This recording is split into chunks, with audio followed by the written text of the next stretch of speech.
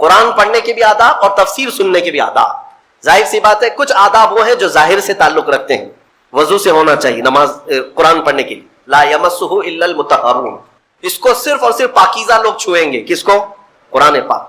تلاوت کرنے کے لیے وضو شرط ہے یا نہیں؟ چھونے کے لیے سب کو پتا ہے. ادب یہی ہے، ظاہری ادب یہ ہے کہ پاک رہے، جنوبی نہ رہے، حیض و نفاس والی عورت نہ رہے. قرآن پاک کے لیے یہ ظاہری آداب ہوئے. کچھ باطنی آداب بھی ہیں. قرآن پڑھنے کے لیے کچھ باطنی آداب بھی ہیں. تم 10 بار نہا لو، 10 بار وضو کر لو، قرآن کو ظاہری آداب کے اعتبار سے چھو تو سکتے ہو. باطنی آداب میں سب سے پہلی شرط یہ ہے قرآن پڑھنا ہو یا سننا ہو تو عشق مصطفیٰ ہونا چاہیے.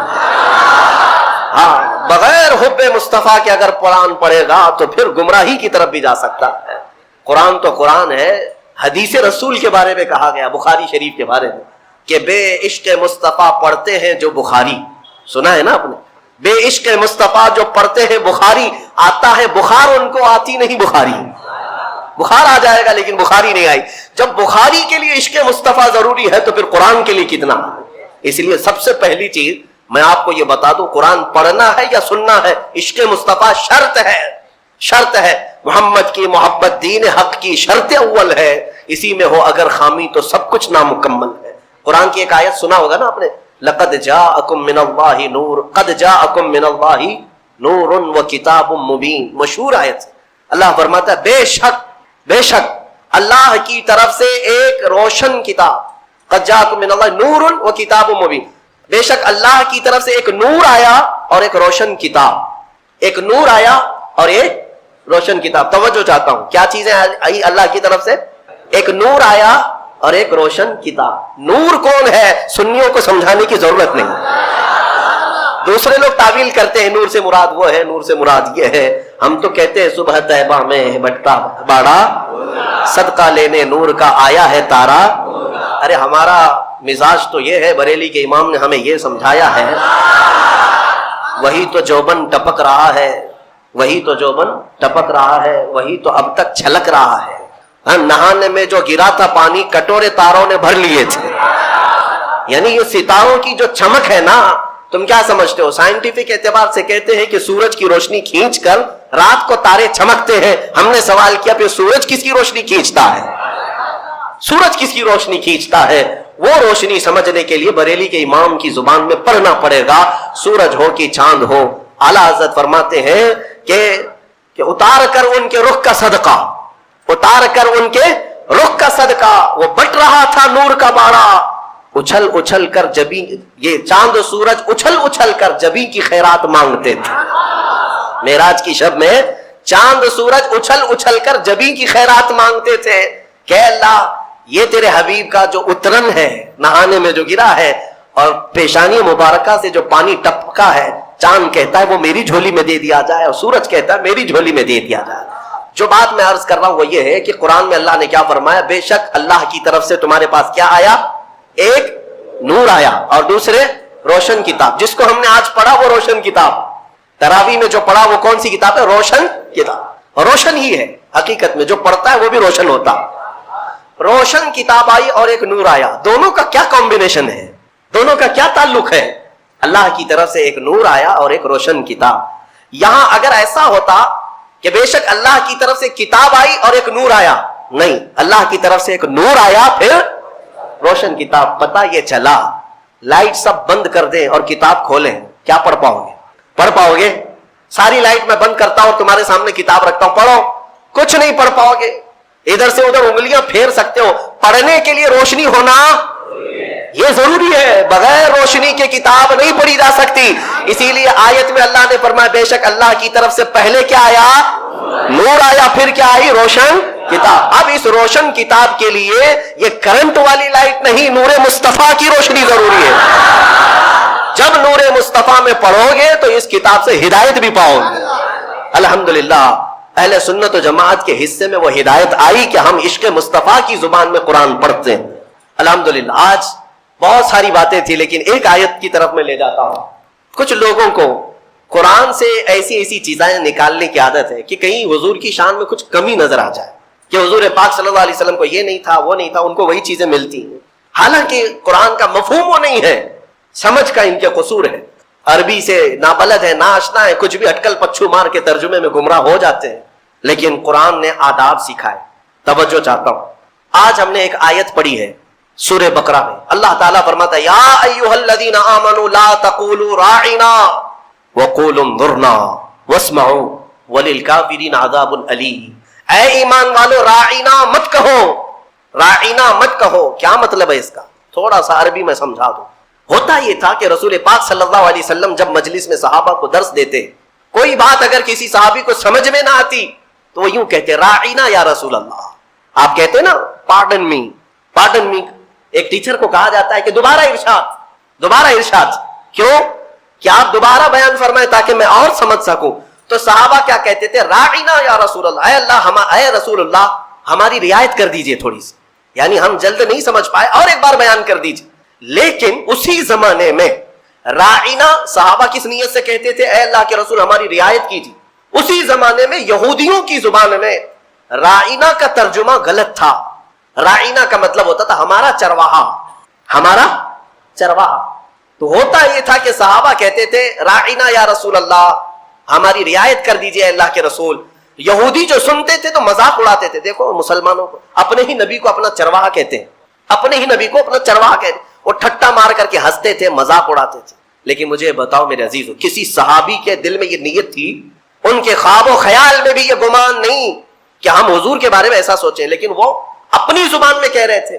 लेकिन देखें कानूने खुदाबंदी को, अल्लाह ने इस लफ्ज को भी मना कर दिया जिसका माना किसी भी जुबान में अलग आ सकता हो। वो जुमला मेरे नबी की शान में बोला ही ना जाए, बोला ही ना जाए।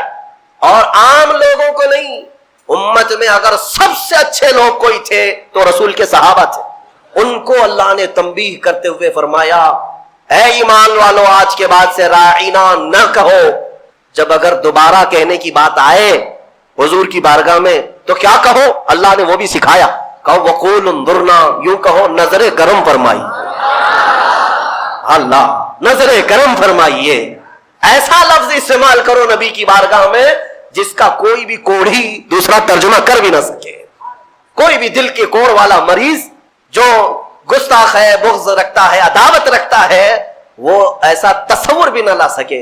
अजीज़ा ने गिरामी, सहाबा को जब ये तंबीह कर दी गई थी, अब हमारा और तुम्हारा हाल क्या है? बाज ऐसे लोग हैं जो नबी पाक सल्लल्लाहु ताला अलैहि वसल्लम के लिए, हुजूर पाक सल्लल्लाहु ताला अलैहि वसल्लम के लिए अल्फाज की हेरा फेरी के साथ वो शान रिसालत में तनकीस करने को और गुस्ताखी करने को ये समझते हैं कि हम बहुत पढ़े लिखे लोग हैं, हम बहुत एजुकेटेड लोग। सहाबा को जब ये तंबीह कर दी गई कि आप राइना नहीं कहेंगे आज के बाद, और इतना ही नहीं बल्कि आगे ये भी तंबीह कर दिया रब ताला ने, वक़ूलू उन्ज़ुरना वस्मऊ, ये कहने की जरूरत भी क्यों आएगी? गौर से सुना करो, जब नबी बयान करे तो गौर से सुना करो। सहाबा को इतनी तंबीह है। दूसरी आयतें हैं सूरह हुजरात की, वो पढ़ेंगे तो अश कर जाए आप। मौला फरमाता है, ला तरफऊ अस्वातकुम फौक़ सौतिन नबी, तुम में से कोई बुलंद आवाज से नबी की बारगाह में बात भी ना करे। सहाबा को कहा गया। ये भी आयत किसके लिए उतरी थी? एक सहाबी थे जिनको सुनाई कम देता था, हजरत कैस। कम सुनाई जिसको देता है ना, वो बुलंद आवाज से बात करता है। तजुर्बा मालूम होगा आपको, जिसको कम सुनाई देता है वो ऊंचा बोलता है। उस सहाबी की आदत थी, वो जोर से कहते थे, या रसूल अल्लाह आपने क्या कहा? मौला को ये भी पसंद नहीं था। इताब नाजिल फरमाया कि अगर तुमने बुलंद आवाज से बात की मेरे नबी के दरबार में, जितने अमाल थे अब के सब जाया हो गए, सब खत्म हो गए। अंतहबत अमालुकुम व अंतुम ला तशऊरून, तुम्हें गुमान भी नहीं होगा, तुम्हें पता भी नहीं चलेगा, सारे अमाल जाया कर दिए जाएंगे। और एक अदब मैं बताऊं, मेरे घर में अगर मैं आराम कर रहा हूं, आप आएंगे बुलाने के लिए, क्या करेंगे? घर के बाहर से बेल होगी, बजाएंगे, दरवाजे को दस्तक देंगे, या मेरे नाम से पुकारेंगे, है क्या अंदर, सो रहे हैं, क्या कर रहे हैं? पुकारेंगे ना, यही तो है तरीके, यही है पुकारने के। लेकिन बारगाह रसूल के आदाब भी कुरान में आए। सहाबा जब घर पर जाए रसूल के, क्या करें? वो अल्लाह के रसूल के घर के बाहर जाना हो, दस्तक दें, पुकारें, क्या करें? अल्लाह ताला फरमाता है, इन्नल्लज़ीना युनादूनका मिन वराइल हुजुर, ये रब तबारक व तआला की तरफ से इनाम है, इकराम है। मेरे अजीजों, ये कुरान याद करने के लिए जब बच्चे भी कोशिश करते हैं तो 5 साल के बच्चे भी हाफिज कुरान बने, दुनिया में रिकॉर्ड है। और आपको पता है हजरत सैयदना मखदूम जहांगीर अशरफ समनानी रहमतुल्लाह तआला अलैह 7 साल की उम्र में क़िराते सबा यानी 7 क़िरातों के साथ हाफिज कुरान हो चुके थे। वो बड़े बड़े उलमा भी नहीं, आज ساتوں قرات جانتے ہیں، 7 قراتیں ہیں قرآن پاک کی، سب میں الگ الگ انداز ہے پڑھنے کے، اور وہ ایک عربی لینگویج جاننے والا، نحو اور صرف اور ان تمام امور کو جاننے والا یہ قرات سبا بہتر سمجھ سکتا ہے، عام لوگوں کے سمجھ میں نہیں آئے گی یہ چیزیں۔ وہ 7 سال کی عمر میں 7 قراتوں کے ساتھ حافظ تھے۔ میرے عزیزو، یہ قرآن آج بھی معجزہ ہے، سینوں میں یوں ہی نہیں آتا، بڑا ذہین بھی ہو اور رب تبارک و تعالیٰ کی مرضی نہ ہو تو اس کے سینے میں ایک پارا بھی نہیں آتا۔ اور کبھی ہم نے دیکھا ہے بڑا کند ذہن ہے، کچھ آتا نہیں ہے، اسکول میں 0 تھا لیکن قرآن حفظ کرنے پر لگا تو پورا حافظ قرآن بنا ہے۔ ایسے بھی میں جانتا ہوں جن کو 2+2 معلوم نہیں ہے لیکن حافظ قرآن ہو جاتا۔ یعنی اس قدر دیہات سے آئے ہوئے بچے تھے جن کو کچھ نہیں معلوم تھا لیکن قرآن پورا یاد تھا۔ یہ معجزہ ہے قرآن کا۔ اعلیٰ حضرت امام احمد رضا خان فاضل بریلوی رضی اللہ تعالیٰ عالم تھے، بڑے مفتی تھے۔ آپ اندازہ کریں 14 سال کی عمر میں وہ مفتی بن چکے تھے، 13 سال کچھ مہینے، جس دن وہ بالغ ہوئے اس دن پہلا فتویٰ انہوں نے لکھا ہے 14 سال کی عمر میں۔ بہترین عالم، بہترین مفتی، لیکن حافظ نہیں تھے آپ، قرآن کے حافظ نہیں تھے۔ کسی نے آپ کو خط میں القاب لکھا، حضرت علامہ مولانا حافظ و قاری احمد رضا خان صاحب، اس میں حافظ و قاری کا بھی لقب لگا دیا۔ دوسرے ہوں تو پھیل جائیں گے کہ جتنے لقب فری میں ملے اچھا ہی ہے۔ اعلیٰ حضرت نے دیکھا کہ میں حافظ ہوں نہیں اور لوگ مجھے حافظ سمجھ رہے ہیں۔ یہ شعبان کی آخری تاریخ تھی، شاید دوسرے دن سے رمضان شروع ہو رہا تھا۔ آپ نے اس خط والے کے گمان کے مطابق اپنے آپ کو اتارنے کے لیے عزم کر لیا کہ اس کے خط کا جواب بعد میں لکھوں گا، حافظ قرآن پہلے بنوں گا، کیونکہ اس نے حافظ کہا ہے مجھے، حافظ قرآن کہا۔ تو اعلیٰ حضرت کا معمول یہ تھا کہ روزانہ رمضان میں فجر سے لے کر کے شام تک ایک پارہ یاد کرتے تھے اور تراویح میں ایک پارہ سنا دیتے تھے، یہاں تک کہ 29ویں رمضان کو یا 27 کو آپ مکمل 1 مہینے کے اندر حافظ قرآن ہو گئے۔ 1 مہینے کے اندر حافظ قرآن، ہاں 1 مہینے میں وہ حافظ قرآن ہو گئے۔ قرآن کا یہ معجزہ ہے، اللہ تبارک و تعالیٰ وہ جس کے سینے میں چاہے اس کو عطا فرماتے ہیں۔ میرے عزیزو، آج بھی بہت سارے ایسے بچے ہیں جو قرآن کو یاد کرتے ہیں بہت بچپن میں، اور ان کے ذہن کے دریچے ایسے کھل جاتے ہیں۔ آپ نے مولانا حارث صاحب کے پیچھے بھی تراویح پڑھی ہے، یہ ہمارے بھتیجے ہیں، انہوں نے تقریباً 4.5 مہینے میں پورا حفظ قرآن کی، الحمدللہ۔ انہوں نے بھی ایک ریکارڈ قائم کیا تھا، اور اپنے سبق کے دوران انہوں نے 29واں پارہ 2 دن میں پورا پارہ سنایا تھا، آدھا آدھا پارہ ایک دن یاد کر لیا۔ تو یہ اپنے کمال کی بات نہیں، یہ اپنے کسب اور اپنے ذہن کی بات نہیں، رب تبارک و تعالیٰ کی عطا اور فضل۔ امام اعظم ابو حنیفہ کے ایک شاگرد ہیں امام محمد، یہ چھوٹی عمر میں امام اعظم کے پاس پڑھنے کے لیے آئے، داڑھی نہیں تھی، چھوٹے تھے۔ تو امام اعظم ابو حنیفہ رحمۃ اللہ علیہ کے پاس بڑے بڑے ان کے جو شاگرد تھے، علماء تھے، محدثین بیٹھتے تھے، اس میں ایک چھوٹی عمر کا لڑکا آیا ہے۔ تو امام اعظم نے ان کو ٹال دیا کہ جاؤ بعد میں، لیکن شوق اتنا تھا امام محمد کا کہ وہ ہٹنے کو تیار نہیں تھے۔ امام اعظم ابو حنیفہ نے ان کو ٹالنے کے لیے کہا کہ بیٹا میں انہی کو پڑھاتا ہوں جو حافظ قرآن ہوتے ہیں، تم حافظ ہو؟ کہا حافظ تو نہیں۔ حافظ بننے میں 2-3 سال لگ جائیں گے، جب تک تھوڑا سا جوانی آ جائے گی پھر سمجھ لے گا۔ کہا جاؤ حفظ کر کے آؤ۔ وہ گئے، 8 دن کے بعد پھر آئے امام اعظم کے پاس، کہا کہ حضور مجھے شاگردی میں لے لیجئے۔ کہا میں تم کو پچھلے ہفتے بھیجا تھا حافظ بن کر کے آنا، انہوں نے کہا میں پورا حافظ بن کر کے آیا ہوں 8 دن کے اندر۔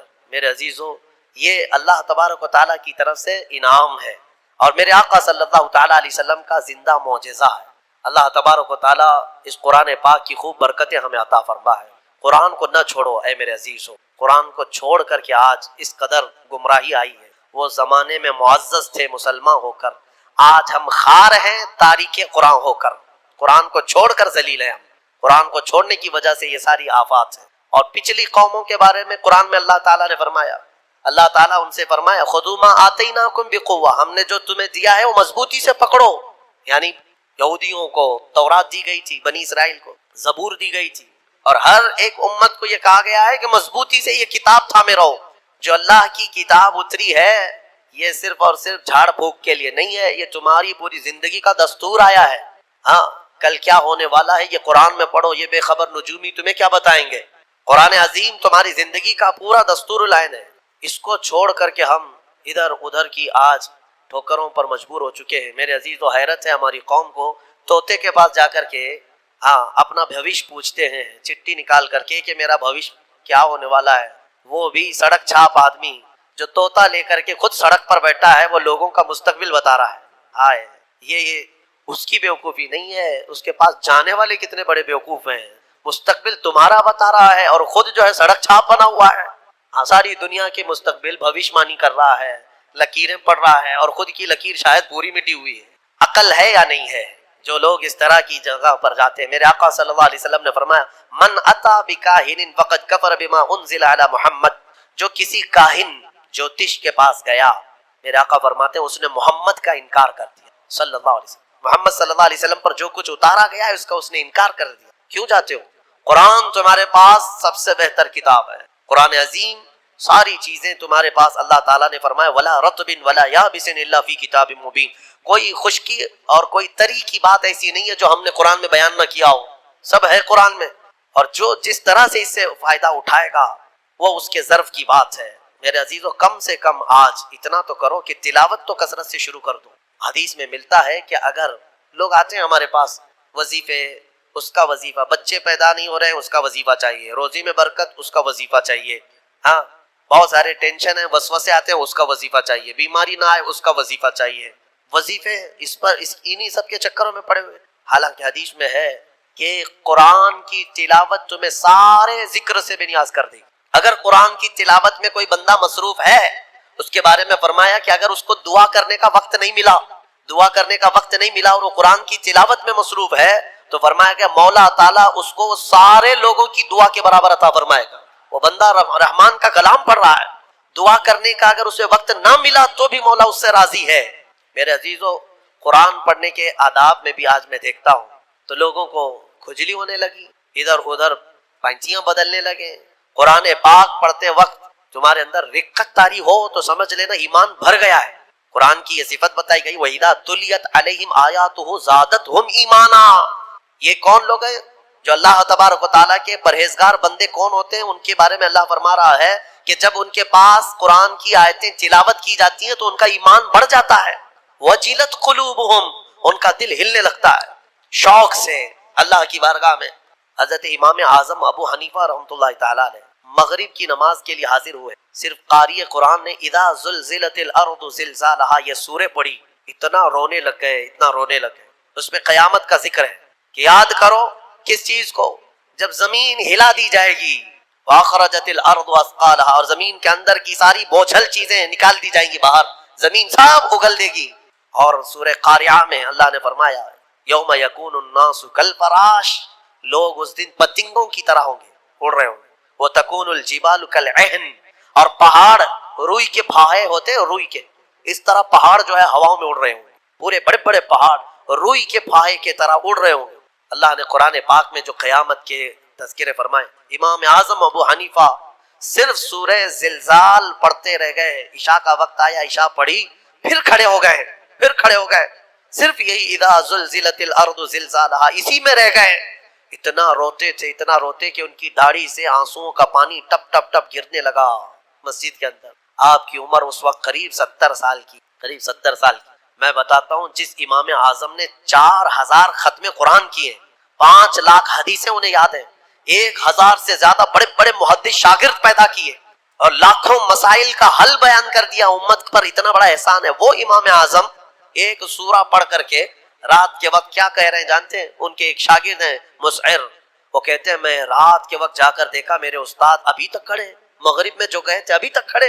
آدھی رات گزر گئی تو وہ دروازہ کھول کر پیچھے کھڑے ہوئے تو امام اعظم ہاتھ پھیلا کر یوں رو رہے تھے اللہ کی بارگاہ کہ اے مولا، قیامت کے دن اگر ابو حنیفہ کی بخشش ہو گئی تو تعجب کی بات ہے، ورنہ مجھ جیسا آدمی بخشے جانے کے قابل نہیں۔ امام اعظم کہہ رہے ہیں میری بخشش ہو گئی تو تعجب کی بات ہے، جس نے 4000 ختم قرآن کیے ہوں اور پھر یوں کہتے ہیں مولا میرے پاس بخشے جانے کے لائق کچھ ہے نہیں سوائے سفید داڑھی کے، اور تو نے فرمایا ہے کہ سفید داڑھی والے کو عذاب دینے میں مجھے حیا آتی ہے، مولا میری سفید داڑھی کو دیکھ کر مجھے معاف کر دے۔